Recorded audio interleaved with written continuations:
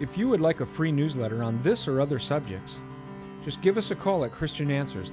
The phone number is area code 512-218-8022. That's 512-218-8022. Or you could email us at cdebater@aol.com. That's cdebater@aol.com. Thank you.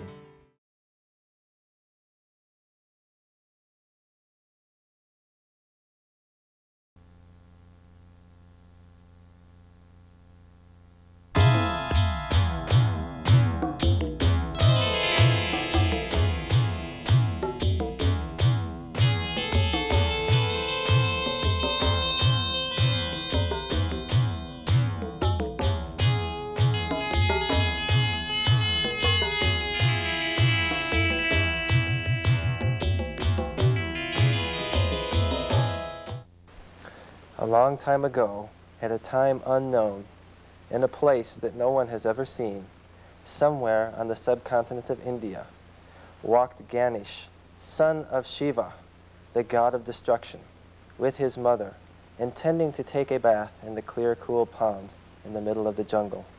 Unbeknownst to Ganesh and his mother, his attackers and enemies waited in the bushes. As the lad entered the pond, his attackers pounced upon him and lopped his head off with the sword. His head disappeared, and his mother, in frantic rage, looked about her. Spotting an elephant in the distance, came and chopped the head off of that elephant, replacing it on her son. From these humble beginnings would grow Ganesh, the god of insurmountability. Any problem could be overcome by praying to Ganesh, who is now remembered for time immemorial in granite, brass, and golden idols. Krishna, the blue one, the flutist, the eighth incarnation of Vishnu, who would come to the earth at times when religious fervor had faded, coming at a special time to speak with Arjuna, to show him the new way to salvation in the epic, the Bhagavad-Gita. Krishna and Ganesh are two of the pantheons of Hindu gods.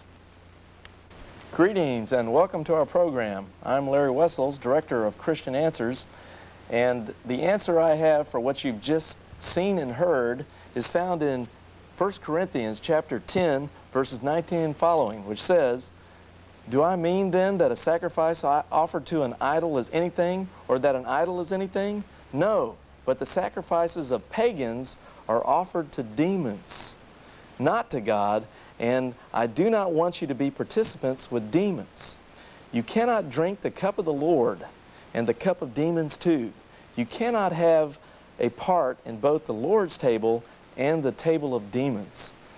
Well, with that, we open our series on the world religion known as Hinduism. We're going to get into the different aspects of Hinduism, their gods, the history of it, and things of this nature.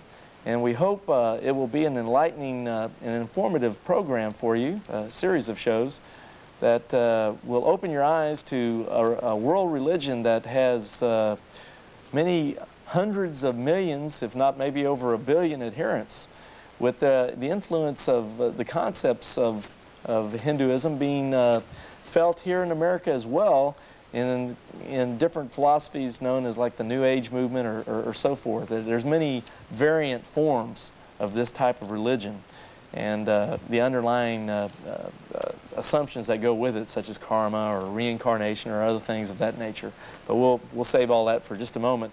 With me today in studio, I have two very special guests that are joining me here to help our studio, or help our audience out there learn more about this subject and how we as Christians should deal with this very ancient religion known as Hinduism. And first of all, I'd like to introduce my first guest here, Steve Morrison. Steve, it's great to have you here, brother. Steve, you have a Bachelor of Science degree from the University of Texas. You also have a Master of Science degree in Chemical Engineering from the University of Houston. Boy, I remember those chemical engineers. I don't know how you were able to stand it all, but that's a lot of brain work, brother. But you were actively involved with the Austin Chinese church. It's kind of like a Bible church, you might say. You've been involved in ministry to cults and world religions now for over 14 years. And in fact, one of your credits, although it's not really apropos to this particular show we're doing here, but you've even had the honor of teaching a Bible class for a Unification Church meeting, which if anyone knows the Moonies, that would be quite a, I think it was only a one-time deal, though. Yeah. And of course, you're also a PhD candidate right now in your formal studies here at the University of Texas, I believe. So you've had a lot of background in dealing with cults and world religions, and it's just an honor to have you here, brother. Thank you. And our other very special guest is Mark Cass. Mark, you're from San Antonio, Texas, joining us today. You've got a Bachelor of Science from Creighton University out of, I hope I pronounced that right. Is that right? Creighton? That's correct. Creighton University out of Omaha, Nebraska. You've got a doctorate in law, so you're a lawyer. Folks, I don't know if you need help. I don't think lawyers are supposed to advertise on TV, but it sure comes in handy when you're dealing in forensic debate, let's say, on when it comes to world religions, differences between Christianity, Hinduism, or other forms of different types of religions you might run into. You attend Harvest Fellowship in San Antonio. It's sort of like a kind of a non-denominational type Bible church organization itself. You teach apologetics. That's right. What kind of apologetics do you teach? And give me a little more information on that. We have a Wednesday night class at Harvest Fellowship, and we teach Christian apologetics there, defending the faith, defending the Bible, defending the inerrancy of Scripture. And we've just gone into the cults now, so we're discussing cults and world religions. And I'm also an instructor of apologetics and world religions and cults at International Bible College in San Antonio, Texas. All right, and I understand also that you're not a stranger to doing cable access television. You've been part of a television show, I think, called God's Army. That's correct. It ran weekly. It's running for the past 6 months anyway. I'm not sure where we're at with it now, but it was an apologetic program in which we were basically defending the faith on several issues: evolution, different world religions, different world views, and basically, again, defending the Bible. And now, as we come to this topic of Hinduism, do you have any personal experience when it comes to this religion of Hinduism? Oh yes, quite a bit, firsthand. Well, could you tell our audience about it?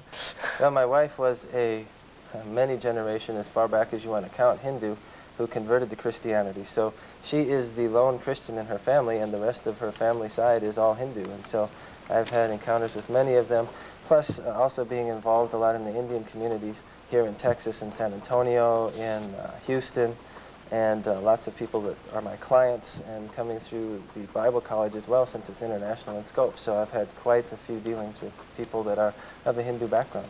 I understand also that your mother-in-law happens to be visiting right now. Is that true? Yes, that's correct. And she's where does she call home? New Delhi, India. New Delhi, India. That's right. And is she a professing Hindu? That's right. And she would probably be your classic Indian Hindu as far as the majority of the population is concerned, because most of them are not educated to the same degree that we would look at in the United States. Most of them do not have college degrees, etc. You've got a huge population in India, and most of them are your traditional Hindus that have picked this all up by word of mouth. I see. Very good. And so here we are, the three of us today. We're going to be talking about classic Hinduism and the ramifications and all of that. But just to tie this in just briefly on your mother-in-law again, who, in your opinion, is representative of a lot of the people in India in their belief systems. So as we talk about classic Hinduism and the gods and the doctrines of Hinduism and stuff, what I'm getting from what you're saying is that it may be similar to a lot of people here in America who profess to be Christians of some sort or another, but they're not all that familiar with, let's say, basic Christian doctrine. In fact, I just read a poll last week in a Christian newspaper called Christian News that reported they did a nationwide poll of people who profess to be born-again Christians. And of this nationwide poll of born-again Christians, somewhere around 30% of these people that claim to be saved, evangelical type born-again Christians, 30% of them said that Jesus had committed sins. Which is, you know, that kind of was a shocker to me, because you usually think those kind of people wouldn't have such faulty doctrine. And so what I'm doing is I'm basically tying this back into, I guess it's like this around the world. I've dealt with a lot of Muslims. They don't really know the Quran that well. Here in America, people don't know the Bible that well, yet they claim they're Christians and things. And so in India, in Hinduism, you get a lot of people that really don't understand all the ramifications of the religion they profess. That's correct. And like I'm saying, that's the general population in India, which is going to differ from the Indian population in the United States, because those that are here in the United States are generally professionals or have some sort of degree. Now, that being said, most of them are not scholars in the Hindu religion either, and they will hold to many of the same beliefs that you'll find in the villages and small towns of India. I see. Well, with that stated up front, I'd like to move here for the viewing audience to Steve here for a moment. Steve, the viewers here at home are seeing all three of us, the whole setup here, and they're seeing this map back here of Asia and so forth, Africa and whatever, and then some very colorful photographs underneath. And just take a little while here and maybe get into a little the history of Hinduism, maybe where do we find it mainly in the world, and just say what you think would be a good opening statement for our viewing audience who have no knowledge of this subject. All right, sure. Well, the majority of the around 600 to 800 million Hindus live in India, though you see Hinduism spread out here, and you see some Hinduism in America. To really understand Hinduism, you need to step back and understand a little bit of history of how it got started. Now, there were 5 great ancient world civilizations that all started close to the same time. Most people know about Egypt, which was kind of got civilized around 3000 BC. And then the Sumerians, which were about 3500 BC, and of course Abraham came from there. And way over here there was China, which had written records from about 2000 BC. But another one that often is not talked so much about, at least in American history books, is the Dravidian culture, which was centered here and kind of spread south through India. And another one that was not really known about until fairly recently was the Aryan civilization. And the Aryan civilization was a little bit east right here. Now, first we'll talk about the Dravidians. The Dravidians were very highly educated for their time. They were kind of like the masters of city planning, and they were the only civilization, for example, that had toilets. Okay, and so these people, they weren't particularly warlike, though they had some fighting, but they had a pretty high level of civilization in all these cities and a fairly peaceful culture. This other civilization, the Aryan civilization over here, was this is a very dry area, and they were pretty much experts on irrigation. And many of these people, 1500 BC, they migrated en masse for reasons that we don't know, and they conquered India right here. Some of them, all of them did not go though. Some of them stayed behind, and some of them later went into Iran, and some of them later went into what's now southern Russia. And anyway, the ones that migrated into India, you can read some about that conquest in the first Hindu scripture called the Rig Veda.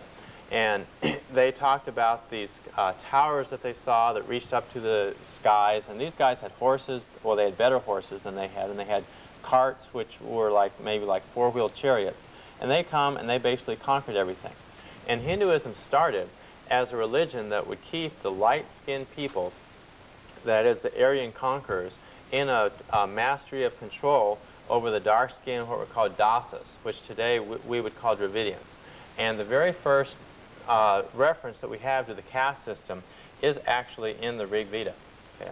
In the Rig Veda, in Book 10, Chapter 90, verses 11 and 12, it says, "When they divided the man, into how many parts did they apportion him? What did they call his mouth, his 2 arms and thighs and feet? His mouth became the Brahman, that is the highest caste, the Brahmin priest. His arms remained to the warriors, Kshatriyas. His thighs were the people, that is the Vaisya, and from his feet the servants, his Sudras, were born." And so the Rig Veda justifies basically what's apartheid. You know, you thought apartheid was just in South Africa, but by a different name, it was practiced in India with these 4 major castes. Now, originally they were 4, but the castes, they multiplied, and so within the 4 castes, you have all these subcastes, and that's how you got the caste system. That's how you got many of the trappings of original Hinduism. All right. Mark, do you have anything to add to that? Well, along with the caste system, you have to understand, too, how this fit into the religious system of the day. Basically, as Steve already mentioned, the caste system was set up for the express purpose of keeping the Dravidians under the hand of the Brahmins. They wanted to maintain this. So not only could they come in, and it wasn't a system of slavery like we would find here in the United States. This was a religious-based slavery system in which they had specific duties that were set up in each of the castes. So like Steve had mentioned, they cut it up into the bodies. The Brahmins would be the priest caste, or the head. They would be the people that would be the next in line to go up into the all, or to reach this state of nirvana. Then you would have, as he said, the Kshatriyas, which were the warrior caste, or they were represented by the hands. And thirdly, he mentioned the Vaishyas. These were the professionals, or the skilled workers. And finally, at the bottom, you had the Shudras, or the slaves, and even beneath them, you would have what were called the Harijans, or in street terms today would be called the Bungis. These are the untouchables. These are the people that would go around the countryside basically cleaning up the messes that were made after cows and other animals went through the farms. They would do the dirty work. Nobody was to touch these people. In order to work your way into this dharma, or this works-based series of salvation, one had to go through their caste system by performing the duties, and guess who was the one, or the class, that got to assign the duties? The Brahmins, of course, those that were the light-skinned people that were on the top. So we have to understand that a lot of people have heard about the caste system, and today they look at India and say, well, I don't see anybody by the last name of Brahman. As history went on, people that belonged to these different castes had family names. So now, if you want to know what caste a person belongs to, people from India will know by your family name, because family names became so incorporated into the caste system. And while Mahatma Gandhi did work to overthrow the caste system in principle and on paper, it's very much alive today in India, though not for the same reasons anymore. Now it becomes a matter of discrimination, and it's not so much for doing your dharma or your duty so that you work through your caste and move up in your next life into the next caste. Are there different types of Hinduism? Is there, you know, like here in America, there's all kinds of brands of, you know, of Christianity. Well, is it like that in Hinduism? Is there this brand and that brand? You know, one's a special brand, and another one's, you know, I don't know. What do you have to say about that? Either one of you. Well, talking with a Hindu friend of mine, he basically described Hinduism as an ocean of belief. Or you might think of Hinduism really not as a religion, but as a menagerie of different religions that all claim to be the same, but are very different. You have to look, first of all, at early Hinduism. In early Hinduism, in the Rig Veda, they mention the sacrifice of cattle, of all things. They also mention the horse sacrifice. They also drank this plant called, juice from this plant called soma, which was kind of interesting. And, and there was no mention at all of Krishna or many of the modern Hindu gods, and Indra was the supreme god. Later on, it kind of became more philosophical in the time of the Upanishads, and they talked more. What year are we talking about on the Upanishads? Upanishads about 800, 600 BC and on. And you mentioned that other chief god before it evolved into something was else. Indra. When was, do you have an idea when that was in time? The Rig Veda, we don't know exactly when it was written, but you might say roughly about 1400 BC. And the other Vedas, now these were written over hundreds of years. It wasn't like one guy sat down and wrote everything. And we don't actually know who the authors are. Okay, but the Upanishads kind of said, well, behind all of these many little polytheistic gods, there was this great unknowable kind of Brahman. And it was a very kind of impersonal thing to kind of think about this Brahman. And then later, these other sects kind of spun off that might mention a personality cult almost to Krishna, with the Hare Krishnas and reading that through the Bhagavad-Gita. And one thing that needs to be said is that many Hindus would not consider Hare Krishnas a part of Hinduism. Now, Hare Krishnas would tell you that they are, and so there's kind of a debate about what's a Hindu, and for purposes today, I will just define a Hindu simply by somebody who says they're a Hindu. So I won't jump. Make it simple. I won't jump in the middle of that. But realize that the Hare Krishnas say you shouldn't read any Hindu scripture except for their version or their translation of the Bhagavad-Gita. And there are other Hindus who actually say that the Bhagavad-Gita is not a Hindu scripture. So when you want to say this is what all Hindus believe, there's really not a whole lot you can say. Well,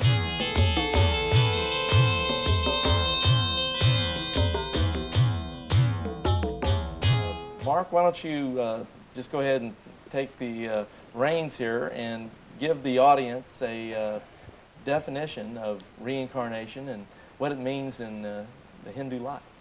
Well, first of all, we have to go into a little bit of background to understand completely what reincarnation is. In my view, this is one of the most insidious doctrines because it's been twisted around in so many ways to keep so many people captive, and is probably the #1 reason that India itself, the subcontinent of India, has become so impoverished. But first of all, we have to understand a couple of terms. Reincarnation is a term that is used within the context of the worldview called pantheism, meaning that all is God. So everything is part of God. God is within everything. And in the Hindu theology, the biggest problem that we have is ignorance of the fact that we are actually God. And so in order to break free of what is called the Maya, or the illusion that's all around us, everything that we see that's created, every pleasure, every desire that we have that's been created, these are all illusory. They don't really exist. And so what they're doing is they're keeping us trapped from where we should be, which is freeing our soul to again become one with the all.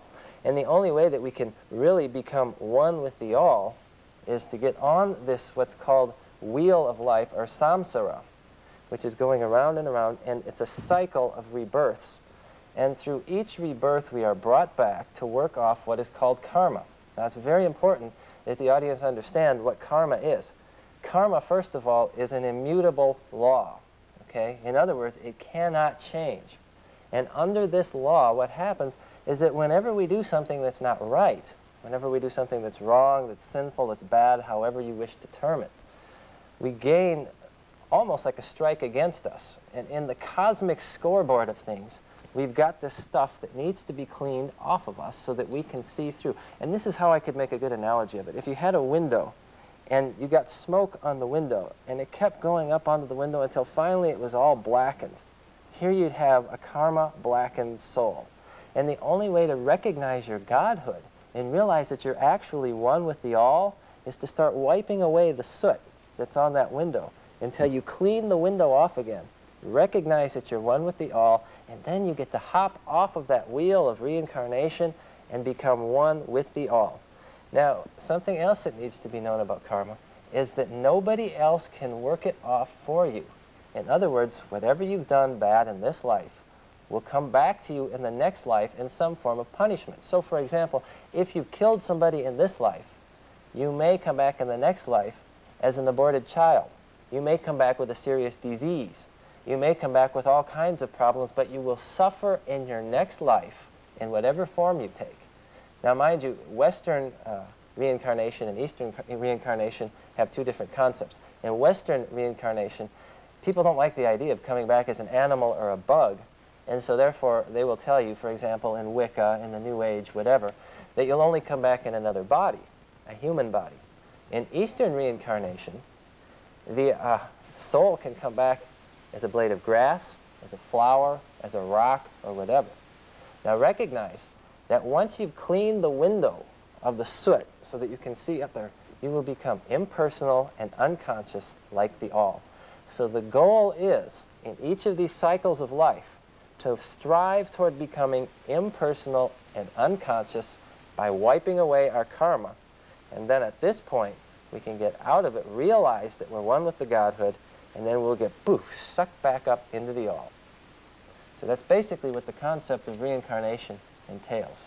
Okay, so, and this seems, well, gentlemen, to me, reincarnation seems to be a rather popular idea in American culture these days.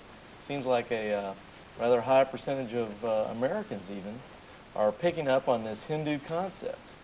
is there any, can you describe maybe some of the appeal of this doctrine? What makes it so appealing where even a Western mind here in a different culture can pick up on something that comes from the Far East in a Hindu type of situation? Well, I think that people would like to believe that if they, mess up their life, be it drugs or however, that they can always come back and they can always fix it later. So it kind of like takes the seriousness out of life a little bit. And a lot of times, people, if they want to believe something, then they start to believe, therefore it must be true, without really logically asking, well, is there really evidence that this is true, or is this one of many, many fairy tales? Mark, how do you respond? I've spoken with a number of Hindus and a number of Wiccans and New Agers on this, and I asked them, why is it that they're so into reincarnation? Beyond the fact, of course, that we have no evidence whatsoever, which we'll, of course, talk about later. They have this mentality, just like Steve talked about. If I screw it up once, I get a chance to go back and do it again and get it right the next time. And they'll look at you as a Christian and they'll say, it's so unjust, because if in this one lifetime you don't accept Jesus Christ as your Lord and Savior, you're going to burn forever in hell. And so if I screw it up the first time, I don't get a second chance. With reincarnation, this is such a just system. And what they're overlooking are a few very flagrant errors, not only in logic, but in believability here. I think what we find from the Christian perspective is our dependence not on ourselves, but on God, basically through the God-man, Jesus Christ. And this is what puts such a wall between people who believe in reincarnation and those who believe in Orthodox Christianity. There are so many people, and I want you to address this now, that believe you can be a Christian and believe in reincarnation at the same time. Can you, either one of you or both, point out some inconsistencies with this idea? Well, I asked one person who used to believe in reincarnation, became a Christian. I asked him, well, what was it for you that, that made you understand reincarnation was false? And his answer was, he just didn't see how it could fit. How do you have reincarnation and resurrection? You have one or the other. You are resurrected in your single, body, or you have reincarnation, which does not allow for resurrection. Mm-hmm. Mark, do you have any? I'd say that's the single most important point. Reincarnation is a direct attack on resurrection. The resurrection of Jesus Christ. The resurrection of Jesus Christ and our resurrection in the end.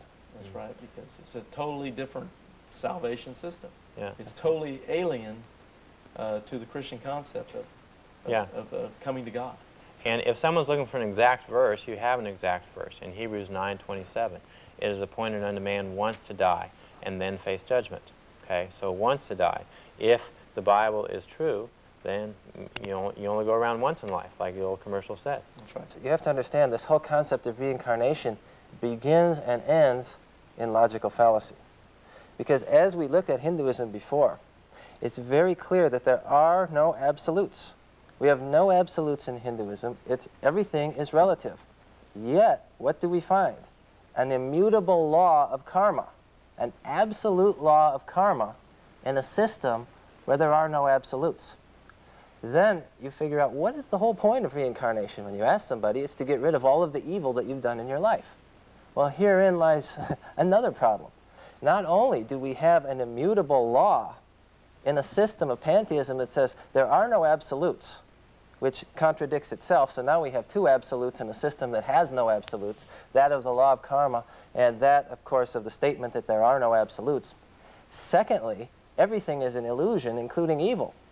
So you have an entire salvation system that's based on dealing with evil, which is all an illusion. So your entire system of reincarnation is based on an absolute law in a system of no absolutes to deal with something, evil, that doesn't even exist. And so we begin at the very foundation of reincarnation with self-refuting logic. And from there, it spawns into a variety of different illogical problems with reincarnation that demonstrate, just from a logical point of view, that reincarnation is not even valid from a logical standpoint. Well, as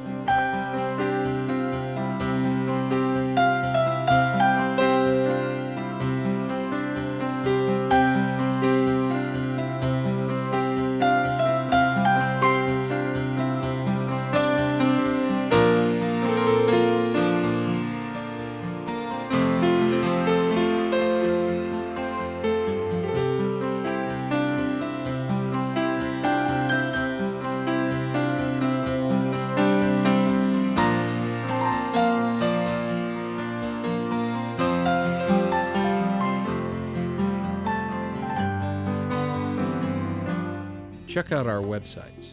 BibleQuery.org. This site answers 7,700 Bible questions. HistoryCart.com. This site reveals early church history and doctrine, proving Roman Catholicism is not historically or doctrinally viable. MuslimHope.com. This site is a classic refutation of Islam, a counterfeit religion created by Muhammad. Free newsletters are also available.